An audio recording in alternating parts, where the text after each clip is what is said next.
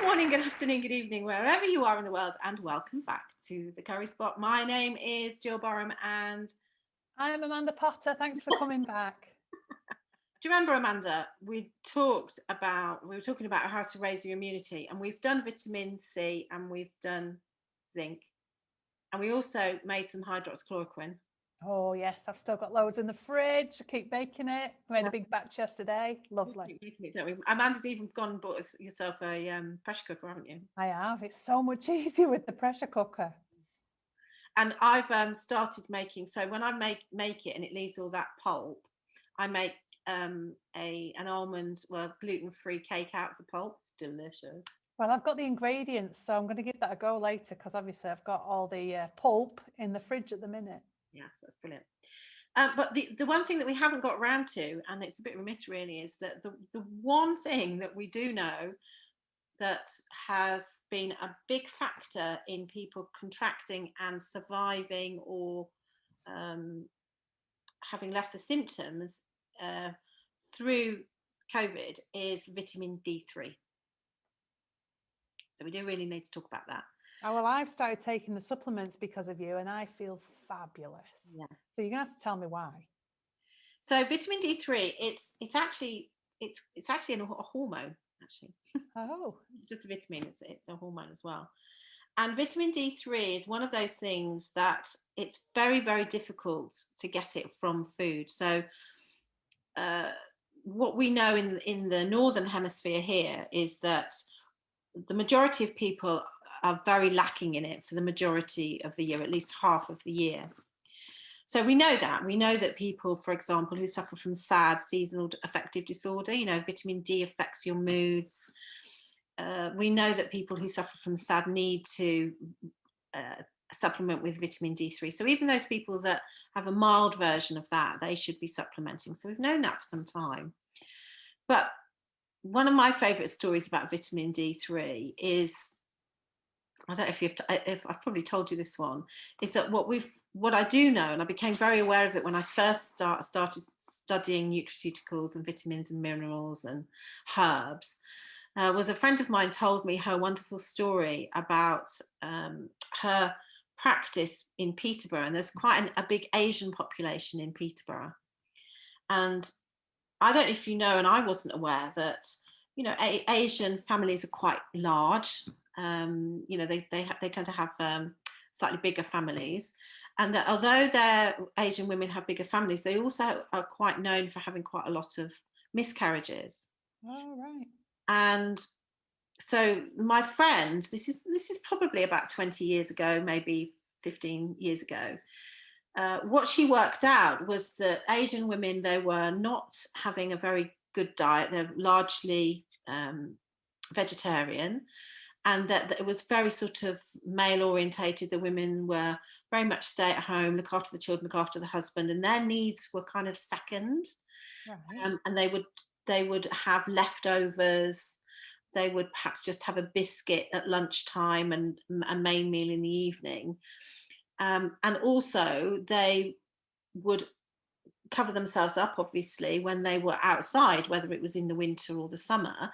And consequently, many dark-skinned people are vitamin D deficient. Wow. What we know about COVID, and particularly when it was rife last year, was that there were higher numbers of people that were dying with darker skins. And so, it became very clear that the people that understood what was going on knew that vitamin D would have a part to play in this. And in fact, it's quoted something like 9 out of 10 people that died of COVID, not with it, were vitamin D deficient. Wow, I didn't know that. And although it was kind of branded like, well, it were the Asian families living on top of one another that were, they were getting these kind of extra viral loads, and this is why a lot of them were dying. It wasn't just people of that economic group. It was people like doctors and lawyers and surgeons, and it was more about the color of their skin rather than their economic situation. Or the number of people in the home, you mean? The number of people in the home, absolutely. And so, you know, if you look at anybody that's outside the mainstream, then all of those people that are working as in sort of metaphysics and in complementary medicine or alternate or natural medicine or whatever it is you want to call it, all of them to a man will be saying you need to supplement with vitamin D3. Now, a lot of people will now say to me, yeah, but Jill, it's sunny now, although it hasn't been very sunny in the last few weeks here, has it? So I don't need to be taking D3. But the rub of this is that unless your body is performing at its optimum, so if your body is the cleanest it can be, if you had no stress, no environmental, endogenous or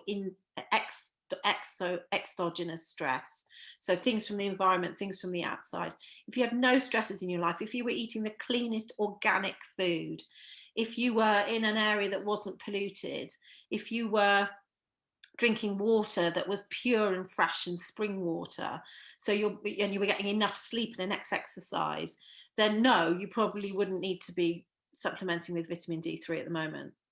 But the majority of us are not in that situation. Right. So the majority of us are not at that optimum health state. If you look at it in a continuum where, you know, down here is, you know, poor health and up here is optimum health, most of us operate within this kind of continuum here. Okay. So in other words, does it make sense to you that in order for us to increase our immunity, we need to do everything we can all the time to provide that extra support? Right. So vitamin D3, it's not D2, by the way, it needs to be vitamin D3. You need sort of 5 to 10 international units a day. I personally, with 2 forms, I take the little lemony stucky ones that I've given you. Yeah. I also have it in a drink, in another drink I have vitamin D there. So I'm taking, and I have been all the time been taking vitamin D3 to about 5,000 international units. Okay. But one of the things about vitamin D3 is that it works in conjunction with zinc. Right. Why? When there are various immunologists talking about it, they just don't talk about D3 in isolation.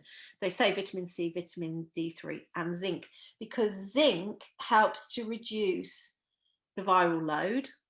So one of the reasons that we've seen nurses and doctors who've had extreme symptoms of COVID in those early days was because they were around lots of people, so their viral load was very high. And this is kind of the sort of stuff that's going to happen with this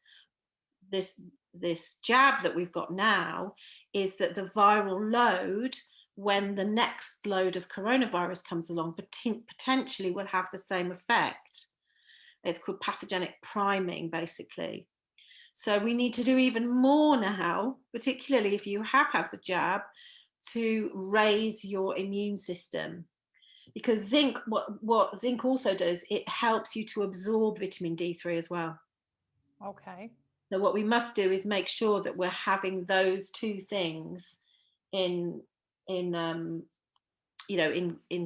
conjunction with one another. Does that make sense? Okay. It makes a lot of sense. Yes. Okay, so that's my vitamin D3. So go back and look at the other videos about vitamin C, how to get that, where to get your zinc from, about hydroxychloroquine, and we'll see you the next time on the Curry Spot. See you again soon. Bye.